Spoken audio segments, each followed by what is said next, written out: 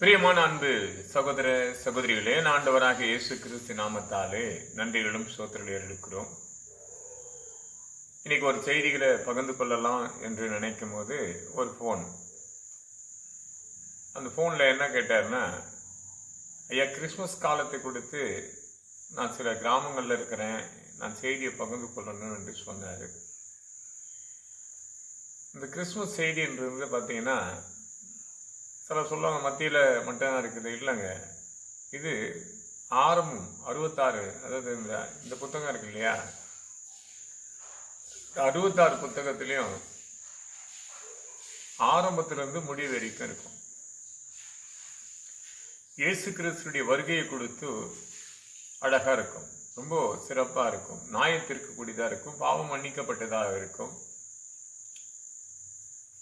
இந்த உலகம் என்னவா இருக்குது, எதனால தேவன் கண்டித்து உணர்த்துறார் என்று அப்படியே இருக்கு ஆதியாகத்திலிருந்து.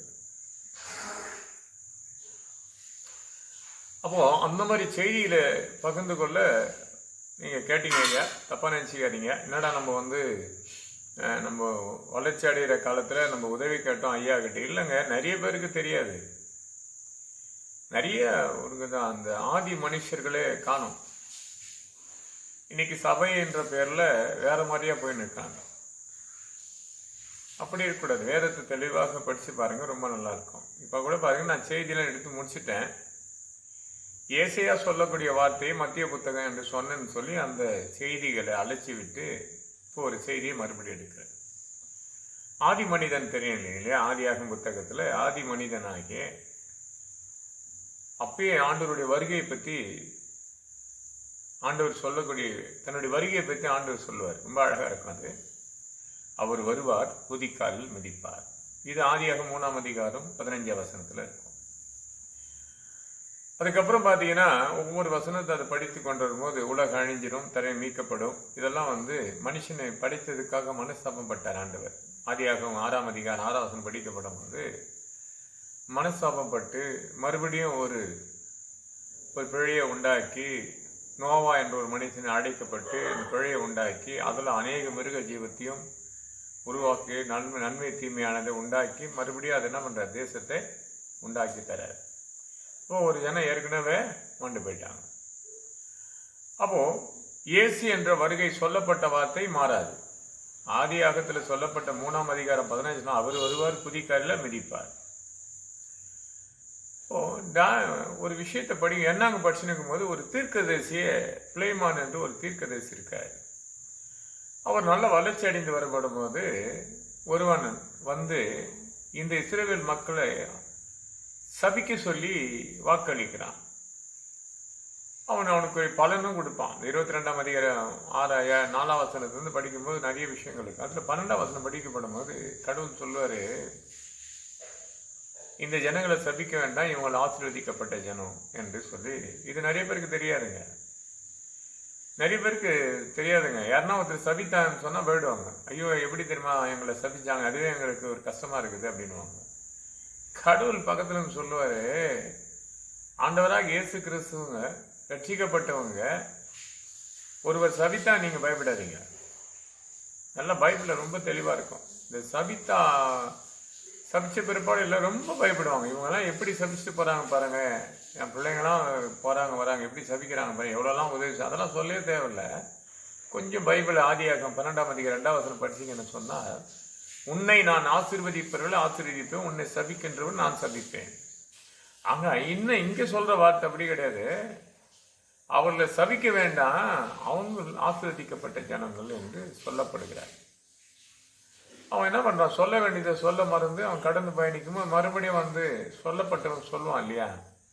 ஒருவன் உதவி செய்யற, நீங்க போய் இதை பேசுங்க சொல்றான் இல்லையா, அவன் கேட்பான்ல, இல்லைங்க என்னால செய்ய முடியாதுன்னு சொல்லி அவன் கடந்து பயணிட்டு இருக்கும்போது, அவன் பயணிக்கிறது பெரிய ஒரு வாகனம் கிடையாதுங்க, கழுதை.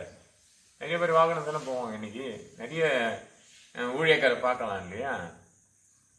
எனக்கு இன்னைக்கு ஒரு ஊழியக்காரை பற்றி சொன்னாங்க, எங்கள் மகள் சொன்னாங்க, ரொம்ப எனக்கு பிடிச்சதா, ரொம்ப சொன்ன உடனே சந்தோஷப்பட்டேன். அங்கே ஒரு பெரிய ஆலயம் கட்டினாங்க, சிஎஸ்ஐயுடைய ஆலயம், பெரிய ஆலயத்தை கட்டினாங்க. அதை கட்டும் போது எனக்கு அங்கேருந்து ஒரு ஃபோன், வருது. அதுக்கு எனக்கும் ஆசை, நிறைய செய்யணும்னு ஆசை இல்லையா? ஆலயங்களுக்கு கட்டணும்னா, ஏன்னா நான் ஆலயம் கட்டும்போது நான் பட்ட கஷ்டம் எனக்கு தெரியும். இன்னும் கட்டுறதுக்காக கேட்டுன்னு இருக்கிறேன். அதில் அந்த போதகருடைய அந்த ஐயருடைய தாயார் கடந்து வந்து அந்த ஆலயத்துக்கு ஒரு பங்கு கொடுத்துருக்காங்க. அது சிறிதாக இருக்குதுன்னு நினைக்கிறேன், நான் அது பெரிதளவுக்கு நினைப்பேன். ஏன்னா ஆலயம் கட்ட யார் முன் வரார்களோ கர்த்தர் அப்படி ஆசீர்வதிப்பாராம். ஏன்னா நிறைய விஷயம் பைபிளில் இருக்கும். அதில் ஒரு விஷயம், கடவுளிடத்தில் நம்ம என்ன தெரிஞ்சு கொள்ளப்படுகிறோம் என்று சொன்னால், தேவன் இஸ்ரவேல் ஜனங்களை ஆசீர்வதிக்கிறதுக்கு பிரியப்படுவாராம். எண்ணாகத்தில் 25ஆம் அதிகாரத்தில் இருக்கும். அப்போ சொல்ற வாத்தியமும் இந்த கழுதை கொண்டு கர்த்தர் பேசப்படும் போது, அந்த கழுதை வாயை திறந்து என்ன 3 தடவை அடித்தாய் என்று சொல்லும் போது அவன் முன்னிட்டு அவன் திரும்பி பார்க்குறான். எதிரில் பார்த்தா தேவதூதர் நிற்கிறாரு. அவன் பயப்படுறான். அது பகிர்ந்து மன்னிப்பு கேட்கிறான். மன்னிப்பு கேட்ட அடுத்த வினாடி என்ன நடக்குதுறான்னா, இயேசு கிறிஸ்துவனுடைய வருகையை பற்றி சுவிசேஷம் அறிவிக்கக்கூடிய எழும்புறான். இதுதான் என்ன 24ஆம் அதிகாரத்தில் 17ஆம் வசனத்தில் இருக்கும். இயேசு கிறிஸ்து வருகை எப்படி வரும்? ஒரு நட்சத்திரத்தை காண்பீர், அது சமயம் அல்ல, அது யாக்கோப்பில் உதைக்கும் என்று சொல்லி ஒரு சாட்சி. நீங்கள் வேலை வச்சு கொண்டிருந்தால் நான் ஒருத்தருக்கு தான் அந்த செய்தி எடுக்கணும்னு நினைக்கிறீங்க. ஏன்னா எல்லாருக்கும் எடுத்துகிட்டு சொன்னால் அடுத்த மாதம் கிறிஸ்மஸ்க்கு போகும். இந்த கதை தான் போயின்னு இருக்கு இல்லையா? நான் முன்னாடி உங்களுக்கு கொடுத்துறேன் எல்லாமே. அப்போ அந்த வார்த்தையின் படியாக என்ன பண்ணுது, இயேசு கிறிஸ்து வருகையை கொடுத்து இங்கே எண்ணாகத்தில் 24ஆம் அதிகாரம் 17ஆம் வசனத்துக்கு அடுத்த ஒரு வசனத்தை படிக்கணும் என்று சொன்னால் ஏசையால இருக்கும். ஆண்டவராக இயேசு எப்படி பிறந்தாருங்க அப்படின்னு கேட்குறாங்க இல்லையா? அவர் கண்ணி வைத்து தான் பிறந்தார். யார் சொன்னதுங்க? நான் இது மாதிரி லூக்கா 2ஆம் அதிகாரத்தில் பார்த்தேன், அவர் பெத்தேலியில் தான் பிறக்கிறாரு அப்படின்னு. இது அங்கே சொல்லுங்க. ஏசாயா புத்தகத்தில் 7ஆம் அதிகாரம் 14ஆம் வசனம் போது ஒரு கண்ணி வைத்து தான் பிறப்பார் என்று ஒரு அடையாளத்தை கொடுக்குறாங்க. ஒரு கண்ணி கர்ப்பவதியே ஒரு குமாரனை பெறுவார். அங்கே இமானுவேல் என்று பேர் விடுவாங்க. நல்லா பாருங்க, இயேசு கிறிஸ்து பேர் கிடையாதுங்க, இமானுவேலு. அப்ப இந்த இமானுவேல் என்றது எங்க இருக்குது என்று கேட்டால் மத்திய புத்தகத்தில் 1ஆம் அதிகாரம் 22ஆம் வசனத்தில் இருக்கும். இங்க சொல்லப்பட்ட இமானுவேல் தான் மத்தியில 1ஆம் அதிகாரம் 22ஆம் வசனத்துல சொல்லப்படும். பாருங்க, இந்த இப்ப கொடுக்குற செய்திகள் தெரியுமா? இப்பவும் சொல்லுவேன், இன்னைக்கு எங்க ஆலயம் பின்னாடி பாருங்க, எல்லாம் அப்படி அப்படியே கிடக்கும். பெயிண்ட் பண்ணியிருக்கிறோம். வருஷமானா எங்களுக்கு இந்த வாக்கு தத்துவம் அந்த மாதிரி பெயிண்ட் அடிக்கணும்னு சொன்னால் அது திருநெல்வேலியில் இருக்கிறவங்க தான் அது பொறுப்பெடுத்துக்குவாங்க. ஒரு சிலர் இல்லைடாருன்னா ஈரோட்டில் ஒரு சிலர் எடுத்துக்குவாங்க, இல்லைன்னா டி நகரில் ஒரு சிலர், அப்படி இருக்கிறவங்க ஒரு சிலர். இப்போ யார்கிட்டையும் நான் இந்த வருஷம் ரொம்ப மூவ் பண்ணல. ஏன் மூவ் பண்ணலன்னு சொல்ல விரும்பலை. ஏன்னு சொன்னால், வருஷமான ஒரு காரியத்தை கொடுத்து ஒருத்தர் எதிர்பார்ப்பாரு என்ற எண்ணங்கள் தானாக வந்து பேசினால் அதுக்கு தேவநாம மகிமைப்படுத்தும். அதை நம்ம கேட்கணும்னு சொல்ல கேட்கட்டுமே, கேட்ட பேர் கொடுக்கலாம் அப்படின்னு நினைக்கிறது வந்து அது எதிர்பார்ப்பு இல்லை, அது ஒரு கடமையாக இருக்குது. அதை நான் விரும்ப மாட்டேன் கடவுள் இடத்துல. ஆனால் ஒரு சிலருங்களை வந்து ஞாபகப்படுத்தினேன். வறுமையில் இருக்கவங்களை தான் கேட்டுக்கினே இருப்பேன், கொடுங்க கொடுங்கன்னு. வசதியாக இருக்கிறவங்களை கொடுங்கன்னு கேட்க மாட்டேன். அப்படி கேட்டப்பட்டு கொடுத்தாரு. இப்போ உள்ளா சரி பண்ணியிருக்காங்க. மழை பெஞ்சு அங்கங்கே கருப்பாகி போச்சு சபைகள். அதை ஃபஸ்ட் டைம் பார்த்தோன்னா ஒரு 5200 ரூபாய்க்கு பில் போட்டாங்க. தெரியும் வந்தேன். இன்றைக்கி ஓடி போய் 2700 ரூபாய்க்கு ஒரு பில்லு. அவங்க சம்பளம் தொடர்ந்து 2 நாள் சம்பளம் போயிடுச்சு. ஒன்றுமே எதை நினைத்த கணக்கு வேற. உன் நினைவுகள் என் நினைவுகள்னு வருது ஏசையால. அழகாக இருக்கு 55:8 வசனத்தில். அது மட்டும் தான் நடக்குது. எனக்கு தேவை ஆலயம் ரொம்ப அழகாக இருக்கணும் இல்லையா? இன்னும் அந்த பின்னாடி பேக்ரவுண்டில் தெரிகிற பறவை பறக்கிறோமே அதெல்லாம் எடுத்துடணும். புதுசாக ஒன்று செய்யணும்னு ஆசை. வெளியே பெரிய போர்டு வைக்கணும், மகிழ்ச்சியின் ஜெப வீடுன்று. இப்படியெல்லாம் ஆசை. இயேசுனுடைய பிறப்பு மட்டும் இல்லை, இவைகளுக்கும் கடவுள் நாம மகியம் பண்ணணும். நிச்சயமா வீடியோ போடும்போது கர்த்தர் செய்வார்னு வச்சுங்க. அப்போ நம்முடைய வாழ்க்கையில பார்த்தீங்கன்னா இயேசு கிறிஸ்துடைய பிறப்பினுடைய ஒரு பருவ கால பெண்ணோடு பிறக்க போற விஷயத்தை தேவன் திட்டமாக தெளிவாக அழகாக சொல்லப்பட்ட வசனம் தான் மத்திய 1ஆம் அதிகாரம் 22ஆம் வசனத்துல இருக்கும். அது ஏசாயா புத்தகத்துல 7ஆம் அதிகாரம் 14ஆம் வசனத்தை என்ன படிக்கிறோமோ அது மத்திய புத்தகம் 1ஆம் அதிகாரம் 22ஆம் வசனத்துல இருக்கும். அப்போ ஒரு விஷயத்தை பார்த்தீங்கன்னா எதுக்கும் ஒரு தொடர்பு இருக்கும். இன்னைக்கு அருமையான ஒரு ஐயா என்ன கேட்கிறாருன்னு சொன்னா, நான் புதுசா சுவிசேஷங்க ஒரு பைபிள் நல்லா படிச்சவருங்க. நான் தாங்க 2ஆம் கிளாஸ், அவர் படிச்சவர் தான். ஆனால் அவர் கேட்கப்படும் போது எனக்கு உடனே சொல்லக்கூடிய எண்ணங்கள் வர. நான் அதுக்காக பகிர்ந்து பற்றி அந்த நேரத்தை பார்ப்பேன். இப்போ பார்த்தீங்கன்னா இது கிராமம் இல்லையா, சத்தமே இல்லாத சைலன்ஸ் ஆகும். அப்போ நான் உட்காந்து பேசும்போது என் சத்தம் தான் என் காது உள்ள காது கேட்கணும். அதுதான் மத்திய புத்தகத்துல 4ஆம் அதிகாரம் 9ஆம் வசனம் படிக்கும் போது, மார்க் புத்தகத்தை 4ஆம் அதிகாரம் 9ஆம் வசனம் படிக்கப்படும் போது, காது உள்ளவன் கேட்க கெடுவான். கர்த்தர் என்னோட பேசப்பட்டது முதல்ல என் காது தெளிவாடு. ஏற்கனவே பேசுனது தப்புன்னு தெரிஞ்சிருந்த, காதுல கேட்டு தப்புன்னு தெரிஞ்சா கடைசி மறுபடியும் ஒரு செய்தி எடுக்கிறேன். அப்போ தேவனுடைய காரியங்கள் என்னடான்னா, இங்க ஏசாயா புத்தகத்துல படிக்கிற அந்த வார்த்தையும் மத்திய புத்தகத்துல வார்த்தையும் ஒரே மாதிரி தான் இருக்கும். இந்த இமானுவேல் என்ற பெயர் இங்க இருக்கும். அப்ப அங்கே இமானுவேல், அப்ப இயேசு என்று பிறப்பார் என்று மறுபடியும் பேசுவார் இல்லையா?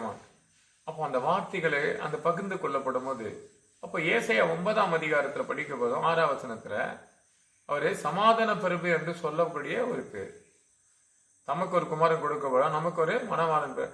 அப்ப அந்த வார்த்தையை கேட்கும் போது ரொம்ப சந்தோஷமா இருக்கும். அந்த ஏசாயால படிக்கும் போது 9ஆம் அதிகாரம் 6ஆம் வசனம் படிக்கிற பாருங்க, எனக்கு ரொம்ப பிடிக்கும் அந்த வசனம். எனக்கு அந்த அந்த நான் சபையில வளர்ந்த சபையில இதை ரொம்ப சந்தோஷத்தோட கேட்பேன். ஏன்னா அந்த சிலது அந்த அன்பு சகோதரிங்க படிப்பாங்க. அப்போ அந்த நேர காலகட்டத்துல அது ஊக்கத்தோடு கேட்பேன். ஏன்னா அந்த வார்த்தை உச்சரிப்பு அப்படி ஸ்பீடா இருக்கும், ரொம்ப ஸ்பீடா இருக்கும் அந்த வார்த்தை. அப்போ அந்த ஸ்பீடு வார்த்தையில அந்த படிக்கிற விதங்கள் பாத்தீங்கன்னா சந்தோஷத்தை எடுத்து போயிட மாட்டாங்க. இப்பெல்லாம் இருக்கிற பசங்க படின்னு சொல்றதா இருக்குது. அப்ப இருக்கிற பசங்க படிக்க சொன்னும் போது அவளை சத்தம் விட்டு ஜெபிக்கும் போது வாயை விரிவா திறப்பாங்க. யாருக்கும் போயிட மாட்டாங்க. அவங்களுக்கு தேவை வேத வசனம் படிக்கணும் என்று சொன்னாலுமே அவ்வளவு சந்தோஷமா படிப்பாங்க. படிக்கிற பாருங்க, ரொம்ப நல்லா இருக்கும். 9ஆம் அதிகாரம் 6ஆம் வசனம் இருக்கு. நமக்கு ஒரு பாலகன் பிறப்பான், நமக்கு ஒரு குமாரன் கொடுக்கப்படும், கர்த்தரும் அவர் தோளின் மேல் இருப்பார். அவர் நாமும் அதிசயமானது, ஆலோசனை கர்த்தர், வல்லமுள்ள தேவன், நித்திய பிதா, சமாதான பிரபு எண்ணப்படுவார். நமக்கு ஒரு பாலகன் பிறப்பார். அப்ப நமக்கு ஒரு குமாரன் கொடுக்கப்படும். இந்த வார்த்தையை அப்படியே உச்சரிப்போடு இருக்கும். ஏசாயா புத்தகத்துல 7ஆம் அதிகாரம் 14ஆம் வசனத்தோட ஏசாயா 9ஆம் அதிகாரம் 6ஆம் வசனம் போது அது சொல்றல பல வடிவில் சொல்லுவாங்க. நமக்கு ஒரு குமாரன், நமக்கு ஒரு பாலகன் கொடுப்பான், நமக்கு ஒரு குமாரன் கொடுப்பான், கர்த்தர் அவர் தோளின் மேல் இருப்பார், அவர் அதிசயமானவர், ஆலோசனை கர்த்தர், நித்திய பிதா. இவ்வளவு வார்த்தை வருது பாருங்க. அதை வாசிக்கும் போது அந்த ஸ்கிரிப்ட் ரொம்ப அடியே கவனிப்பேன். எனக்கும் படிக்க தெரியாது. இப்போ பார்த்தீங்கன்னா கூட தப்பா தான் படிப்பேன். அப்போ கடவுளுடைய காரியங்கள் என்னன்னா அதை படிக்கும் போது அதை நான் காது உள்ளவன் கேட்க கடுவானு இல்லையா? இப்போ நான் செய்தி கொடுத்துருந்தா கூட அது என் காதுல உச்சரிக்கமா உரிக்க தான் நான் படிக்கிறது. அப்போ இதை விட்டு அடுத்து பார்த்தா மிகால ஒரு வசனம் இருக்கும், சூப்பரா காது. மிகாவுக்கு மேலே தானியேல்ல ஒரு வசனம் இருக்கும். தானியேலுக்கும் யோவான் புத்தகத்துக்கு ஒரே கான்ட்ராக்ட் இருக்கும். அப்போ தானியேல் என்ன புத்தகம் 9ஆம் அதிகாரம் 25ஆம் வசனத்துல மேசியா வராது. என்ன வராதா? மேசியா வரா. இதைதான் யோவான் 4ஆம் அதிகாரம் சமாரித்து சொல்லுவாரு. ஒருவர் வருவார் தெரியும், அவர் மேசியா என்று, அவர் தான் நான் என்பவர் ஆண்டவர்.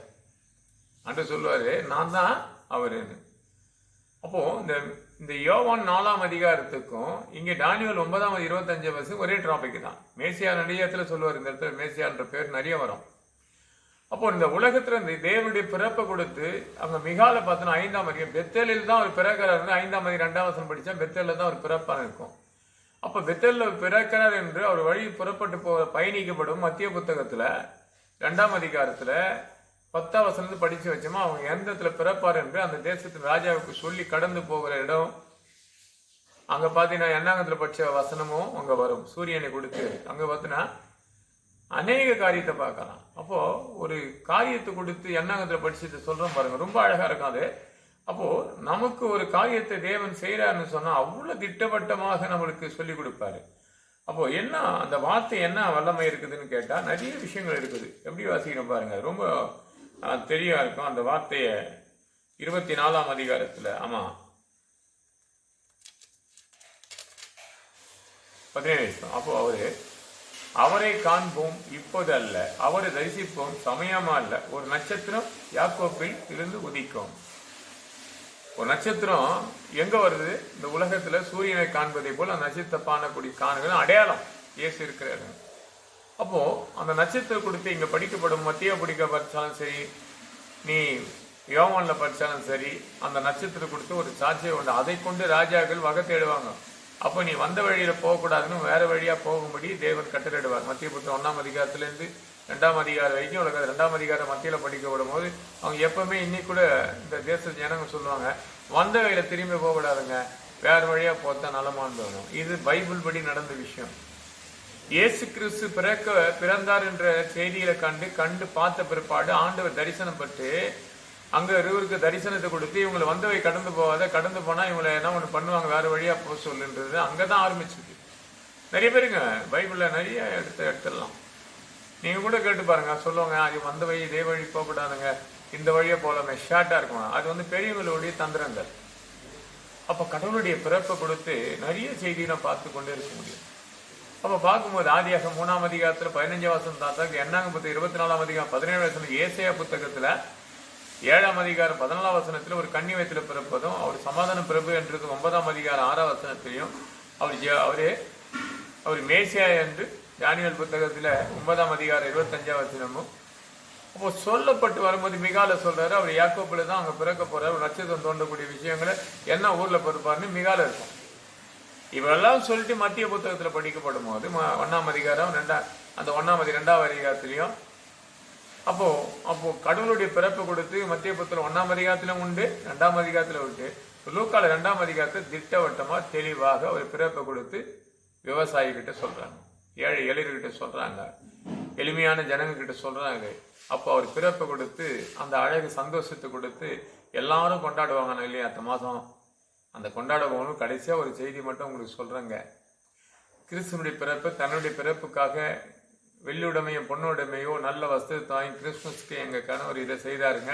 கிறிஸ்மஸ் அது சேர்ந்த அந்த கிறிஸ்மஸ் நாட்கள் அது நமக்குரிய இல்லை, பல ஜாதி மக்களை சந்திங்க, ஏழை எளியரை சந்திங்க இல்லையா. நிறைய பார்த்தீங்கன்னா நிறைய அங்கங்கே ஸ்கூல் இருக்கும், அந்த அனாதை ஸ்கூலில் ஆசிரமத்துக்கு கடந்து போங்க, அந்த ஏழைகளை சந்தித்து அந்த பிறந்த நாளை அங்கே கொண்டாடுங்க. கிறிஸ்மஸ் கொண்டாட்டம் எங்கே கொண்டாடுங்க. ஒரு சின்ன குழந்தைகள் படிக்கிற அந்த ஸ்தாபனத்துக்கு கடந்து போங்க, சாப்பாடு செய்ய சொல்லுங்கள், நல்ல சாப்பாடு கொடுத்து அவங்க பகிர்ந்து கொள்ளுங்க, அவங்களுக்கு வஸ்திரம் எடுத்து கொடுங்க, விதவிங்களுக்கு கூப்பிட்டு வஸ்திரம் கொடுங்க. நம்ம வீட்டில் பழைய துணிங்க இருந்தால் இல்லாதவங்களுக்கு வேலைக்காரங்களுக்கு கொடுங்க. சில வீட்டுக்கு நல்ல துணி சொந்தக்காரர் கொடுப்பாங்க, இது எங்கள் அக்கா பொண்ணு வந்ததுங்க, என்னுடைய சகோதரி பொண்ணு வந்தது, அப்படி கொடுப்பாங்க. அப்படி கொடுக்காதீங்க. அருகில் வைப்பாங்க, எத்தனை பேர் வேலை செய்வாங்க இல்லையா, நம்முடைய பகுதியில் வேலை செஞ்சு நிற்பாங்க.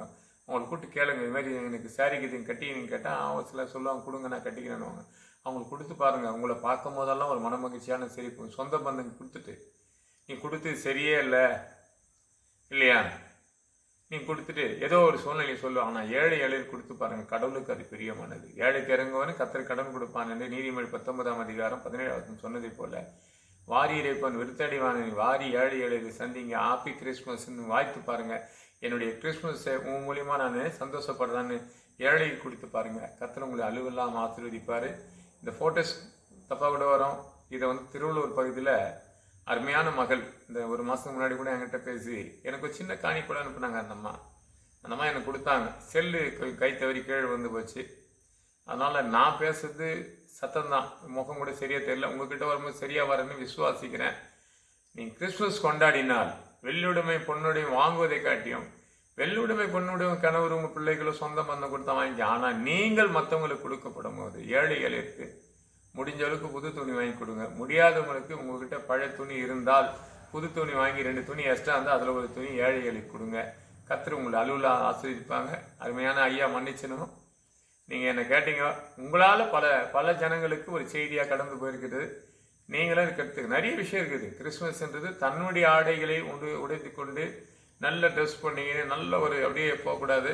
நீ ட்ரெஸ்ஸு நல்லா பண்ணிக்கோ. ஆனால் ஏழையை சந்தித்து ஏழைக்கு கொடுத்துப்பாரு, அந்த இல்லாதவங்களுக்கு கொடுத்துப்பாரு. கர்த்தர் உங்களை அலுவலாமல் இந்த ஆண்டை காட்டியும் அடுத்த ஆண்டு மகிழ்ச்சியோடு வாழத்தக்க கர்த்தர் வழியை வாசம் திறப்பார். கர்த்தர் அந்த வார்த்தையை ஆசிரியப்பார். ஜோமனோமா என் அன்பால் நேசிக்க நல்ல பிதாவின் கிருபைக்காக சோதரிக்கிறோம், வல்லமைக்காக துதிக்கிறோம். ஒவ்வொரு வார்த்தையும் இதயத்துக்குள்ள கடந்து போகட்டும். ஒவ்வொரு வசனத்தையும் அவங்க தானியத்தை எழுதி கொள்ளட்டும். அப்பா சகலத்தையும் பொருட்படுத்திக் கொள், வழி நடத்து. பெரிய கிருஷ்ண பிதா. ஒரு சின்ன செய்தி. ஆலயத்தை நாங்கள் சுனாபடித்த தின்னனூர் பகுதியிலேருந்து ஒரு தம்பி உதவி செஞ்சார். அது எல்லாம் தாண்டி போயிடுச்சு செலவுகள். ஜோமல்லிங்க கர்த்தருக்கு உங்கள் உள்ளத்தில் பேசினால் இந்த 3 நாளுக்குள்ளே ஒரு காரியம் இருக்குது இல்லையா. இப்போ 1ஆம் தேதினா அரிசி கொடுத்தாகணும். அதில் ஒரு ஐயா கூட சென்னையிலேருந்து கொடுக்குறேன்னு இருக்காரு. 1ஆம் தேதிக்குள்ளே அவர் கொடுத்தாருன்னா முன்னாடி கொடுத்தா வாங்கி வச்சு ஆயத்தை பண்ணி கொடுக்கணும். ஏன்னா இப்போ 5 பேர் கொடுத்தது 25 பேருக்கு மேலே போயின்னு இருக்குது. இன்னும் ஒரு 50 பேர் வந்தா கூட கொடுக்க ரெடி. நீங்க கொடுக்க என்கிட்ட கொடுத்து கொடுக்கலாம். இல்லை நீங்க உங்க பகுதியில் கொடுப்பாருங்க. கர்த்தர் அளவு இல்லாமல் உங்களை ஆசீர்வதிப்பாராக. எனக்காக ஜெபம் பண்ணீங்க. கர்த்தர் மேலும் மேலும் உங்களை ஆசீர்வதிப்பாராக. ஆமென், ஆமென், ஆமென்.